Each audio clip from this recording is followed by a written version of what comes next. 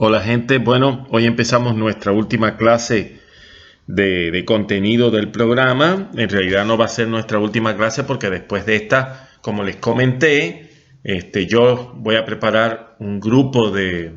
el término preciso no va a ser clase, sino más bien un grupo de indicaciones sobre cómo deben preparar cada tema, ¿verdad?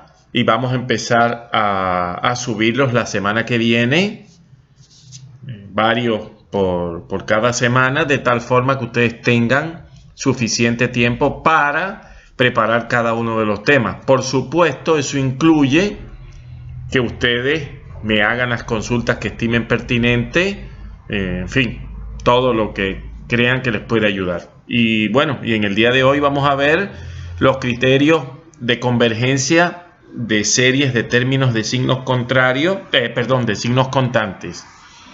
En particular porque utilizar la definición o algo de eso que vimos en la clase pasada es mucho más engorroso.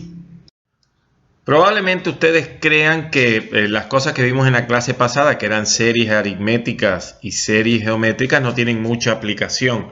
Veremos un pequeño problemita acá, muy común, y de hecho puede haberse presentado en la enseñanza media, o sea, en el nivel educativo que ustedes vienen, y es conociendo una expresión decimal infinita, cómo obtener la fracción equivalente a ese decimal infinito.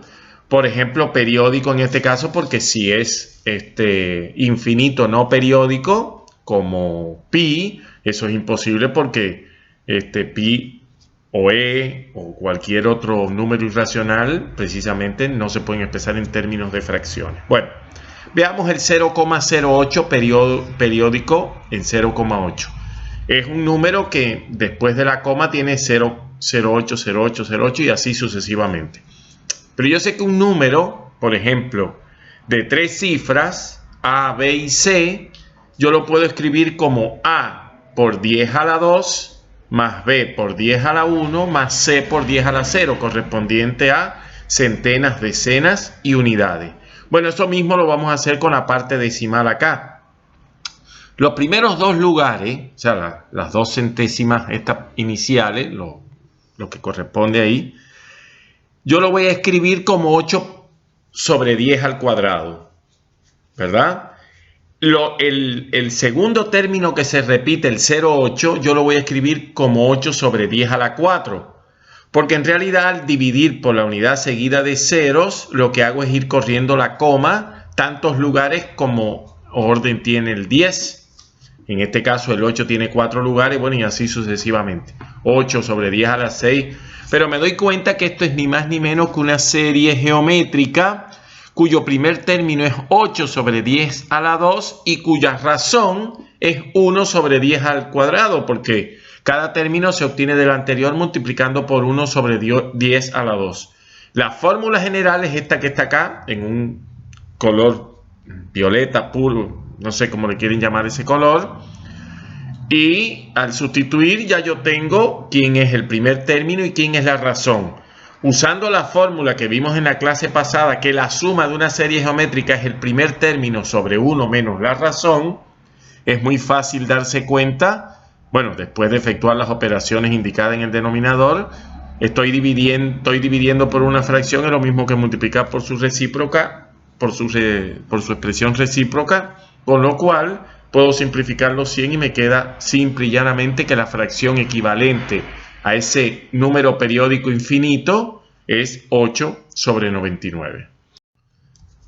Hay muchos problemas físicos que pueden llevar a series geométricas. Imagínense, por supuesto, recuérdense que estamos hablando de problemas en un supuesto contexto,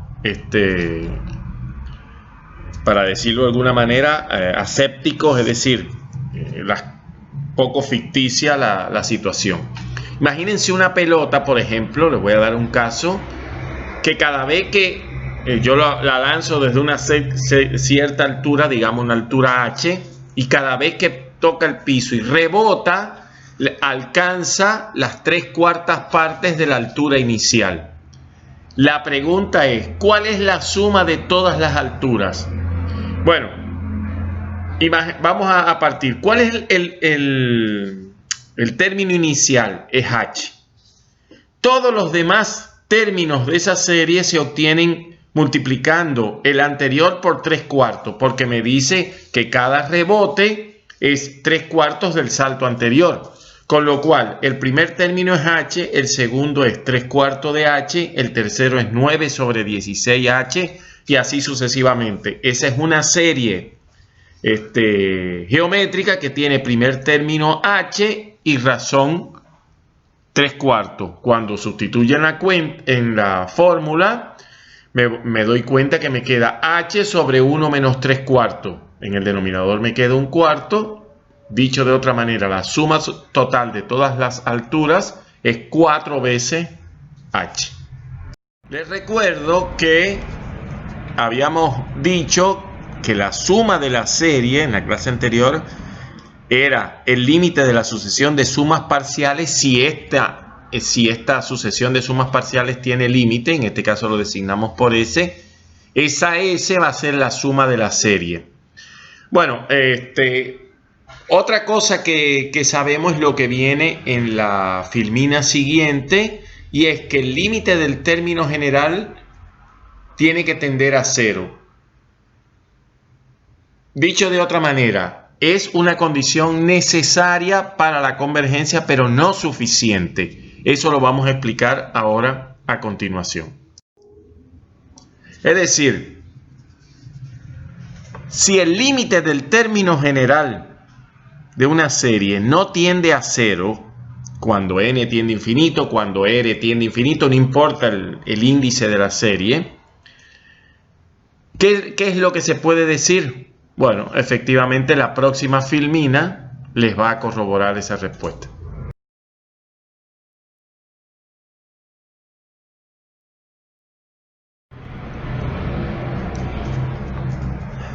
¿Y qué pasa si el límite del término general tiende a 0 cuando n tiende a infinito? Bueno, uno se puede poner a pensar que como el término general se hace cada vez más pequeño cuando n tiende a infinito, la sucesión de sumas parciales debería ser convergente. Bueno, vamos a analizar un poco más en detalle. Bueno, pues parece que la serie converge.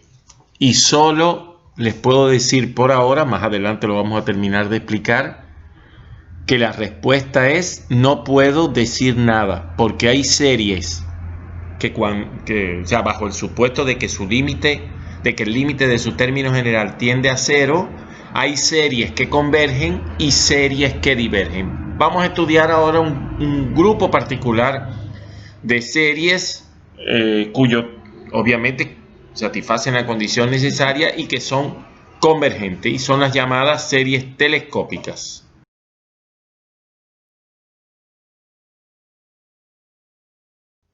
Bueno, para analizar la convergencia de esta serie, que estuvimos escribiendo algunos términos en la filmina anterior, vamos a analizar la sucesión de sumas parciales. Fíjense que S1, que es solo sumar obviamente el primer término, es un medio, es 1 sobre 1 por 2. El segundo término de la sucesión de sumas parciales, o sea, S sub 2, es sumar los dos primeros términos. Acá está 2/3. El tercer término de la sucesión de sumas parciales, o sea, S3, es 3/4 y así sucesivamente. Me doy cuenta, en realidad, siempre, fíjense, cuando el índice es 1, arriba tengo 1 y abajo tengo 2, que es 1 más 1. Cuando el índice es 2, en la segunda suma, en el segundo término de la sucesión de sumas parciales, arriba tengo 2 y debajo tengo 3, que es 2 más 1. En ese 3 tengo 3 en el numerador y 4 en el denominador, que es 3 más 1. Así sucesivamente. Siempre el denominador es 1 más que el numerador, y el numerador es exactamente el índice de la sucesión, del orden de la sucesión de sumas parciales que estoy considerando. Por tanto, ese n, su expresión va a ser n sobre n más 1. Pero es que cuando n tiende a infinito, n sobre n más 1 tiende a 1. Es decir, tiene límite, con lo cual la serie anterior es a 1. La suma desde 1 hasta infinito de 1 sobre n por n más 1 es convergente y su suma es 1. A continuación veremos otro procedimiento para obtenerlo y lo vamos a generalizar después. Bueno, en realidad acá hay un paso que yo voy a omitir, que después los que tengan dudas me preguntan, y es descomponer 1 sobre n por n más 1 en sumas de fracciones simples, tal y como hicimos con la integral allá. En realidad lo que yo hice fue escribir 1 sobre n por n más 1 como a sobre n más b sobre n más 1. Y haciendo el mismo procedimiento obtengo que a es 1 y que b es menos 1, con lo cual ese término general lo descompongo en la resta de 1 sobre n y 1 sobre n más 1. Vamos entonces a ir obteniendo para cada n la expresión de los términos y vamos a ponerlo ahí. Me doy cuenta que siempre el segundo término para una n es el primero del término con signo contrario del sumando siguiente. Con lo cual, si yo estoy sumando todo esto, me doy cuenta que solo me va a quedar, como se van simplificando, el primero y el último de los sumandos. Vamos a suponer que llegué hasta el orden n, ¿verdad? Entonces me queda, como tengo acá, es 1 menos 1 sobre n más 1 cuando n tiende a infinito. Si ese límite existe, es porque la sucesión de sumas parciales converge y es la suma de la serie.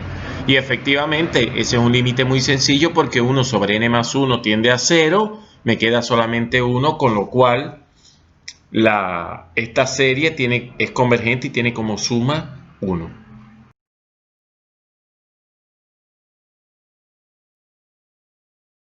Bueno, estas series llevan el nombre de series telescópicas porque a partir de un cierto término general yo las puedo, para decirlo de alguna manera, desarrollar y expandir como si fuera un telescopio debería ser la palabra más precisa, un catalejo, pero bueno, este es el término más usado. Con lo cual siempre me doy cuenta que en las series telescópicas la suma de orden n es el primer término menos el último. Y ya está. Entonces, a partir de ahí puedo darme cuenta que todas las series telescópicas son convergentes.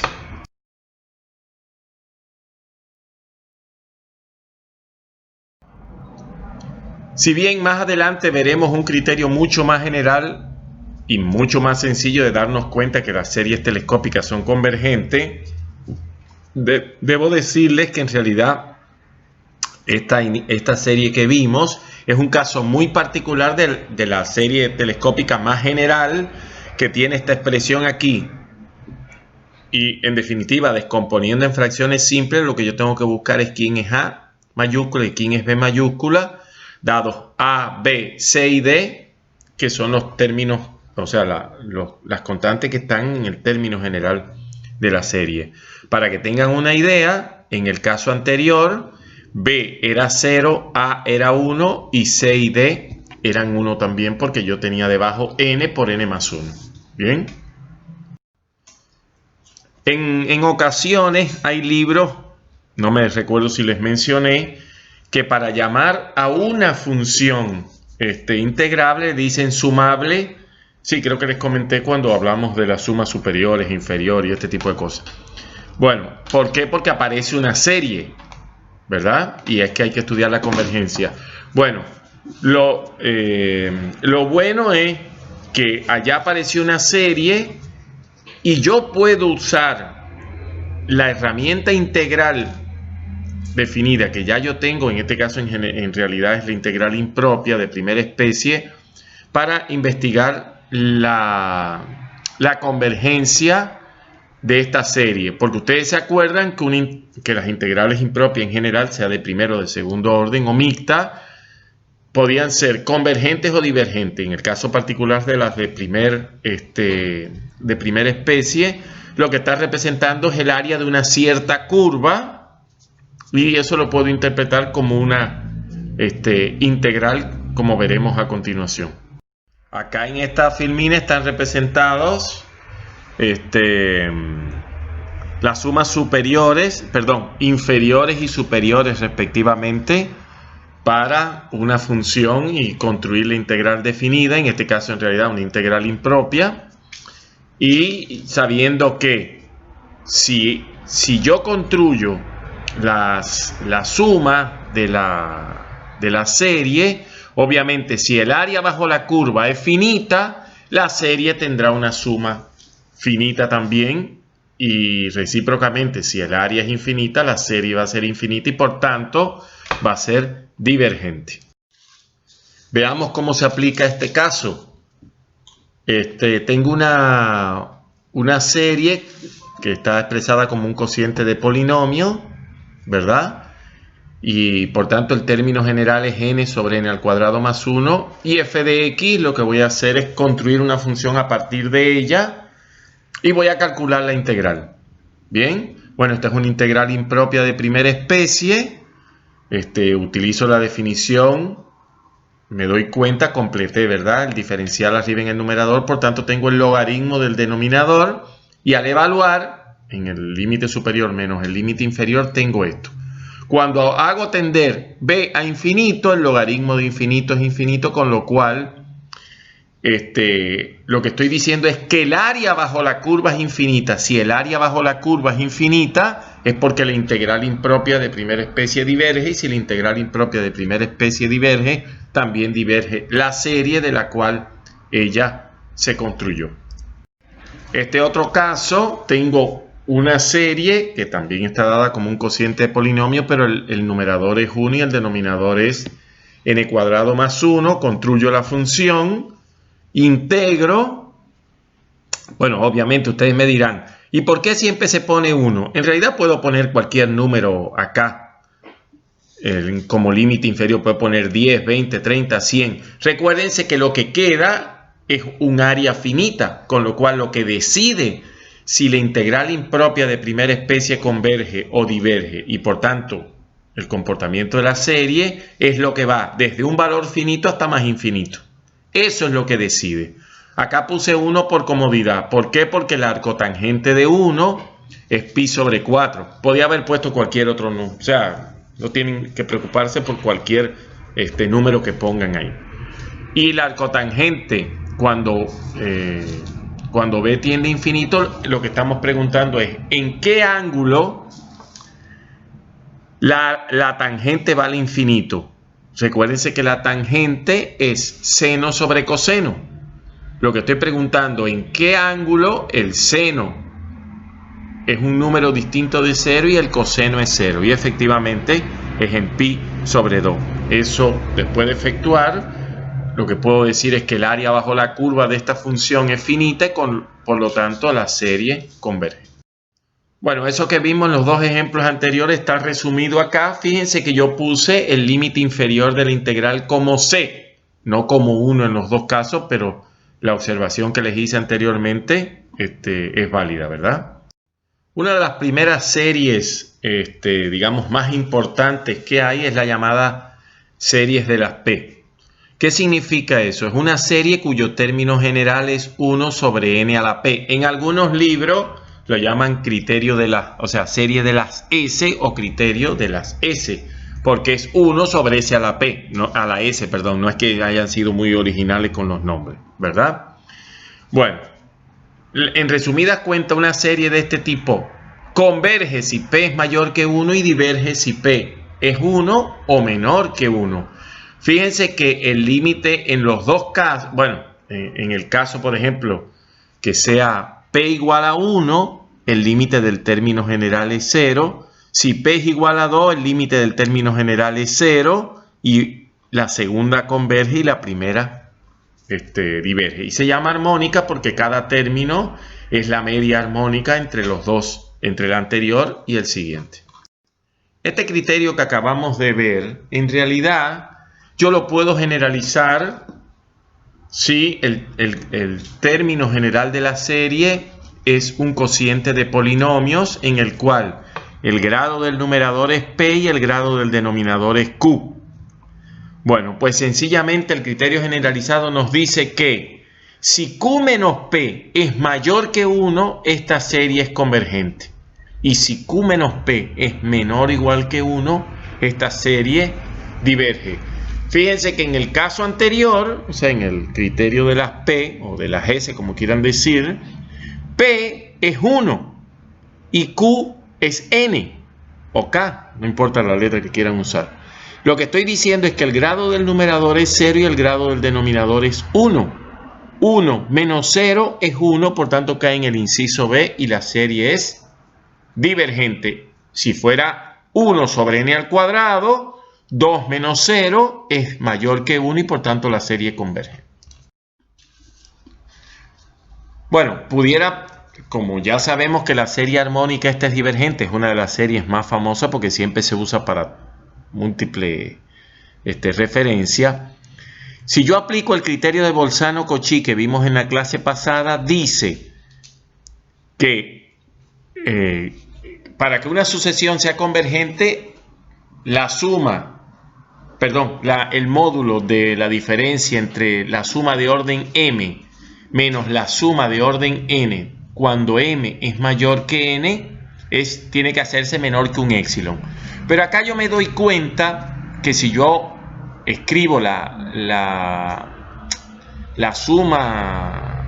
diferencia de esas dos sumas para esta serie, siempre yo la voy a poder mayorar, porque me queda esto que está acá a la derecha, siempre la voy a poder mayorar por n, en este caso tengo n sumando, por n sumando, en el cual el denominador es 2n menos 1, con lo cual esta expresión final es siempre mayor que un medio, es decir, nunca se hace suficientemente pequeño, con lo cual, por el criterio de Bolzano-Cauchy, esta serie es divergente. Bueno, la serie de las P y el criterio generalizado que acabamos de ver, en realidad son básicos para este criterio que tengo acá, que se llama el criterio de comparación, y que me permite decir o decidir sobre la convergencia o divergencia de una serie conociendo otra y cumpliéndose una cierta relación. En resumidas cuentas, lo que dice este criterio es, estoy asumiendo, perdón que se me había olvidado, que las dos series tienen el mismo signo, o las dos son positivas o las dos son negativas. Por comodidad, vamos a asumir que las dos son positivas. ¿Por qué? Porque si fueran negativas, entonces si todos sus términos fueran negativos, yo saco el menos adelante como factor común y ya las convertí en series de términos positivos. Por lo tanto, de ahora en más, y desde el inicio, pero perdón, se me olvidó, todas las series que vamos a estudiar son de signos constantes y positivos. Bueno, entonces les decía, supongamos que yo tenga dos series que tienen el mismo signo, en este caso positivo. Si yo tengo que una de las series es menor que la otra y la de la derecha converge, entonces ella converge.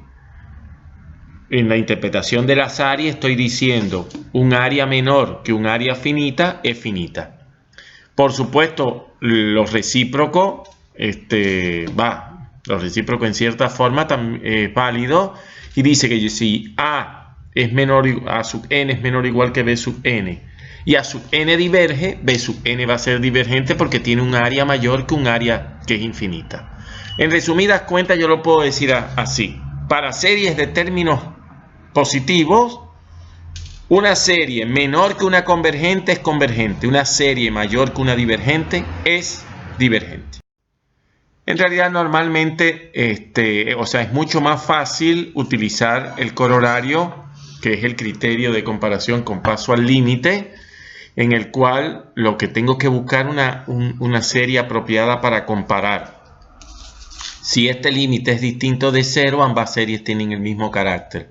Y si el límite es C, de la convergencia de B se deduce la convergencia de A y de la divergencia de A se deduce la divergencia de B. Bueno, el criterio del cociente o de Allenberg lo que me está tratando de dar una idea de qué va a pasar con los términos, con los elementos del término general para cuando yo lo desarrollo para K suficientemente grande. Bueno, lo que dice el criterio de Allenberg es si a sub n más 1 entre a sub n es menor o igual que q, donde q es un cierto número menor que 1. Y si a partir de entonces la serie es convergente. Y si es mayor que 1, entonces la serie es divergente. Obviamente en la filmina siguiente tenemos el paso al límite de este criterio del cociente, en el cual si el límite de a sub n más 1 entre a sub n, si el límite es menor que 1, la serie va a ser convergente, y si es mayor que 1, la serie va a ser divergente.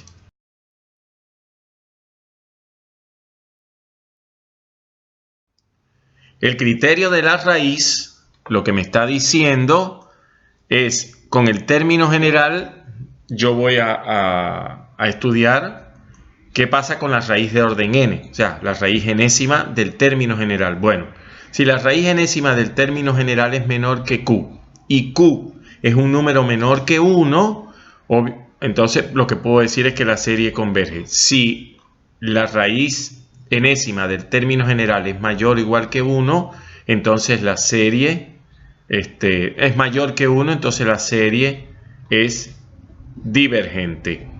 Obviamente también hay un corolario en el cual si el límite cuando n tiende a infinito de la raíz enésima de a sub n es menor que 1, la serie es convergente, y si es mayor que 1 es divergente. Y como antes, si es igual a 1 no puedo decir nada.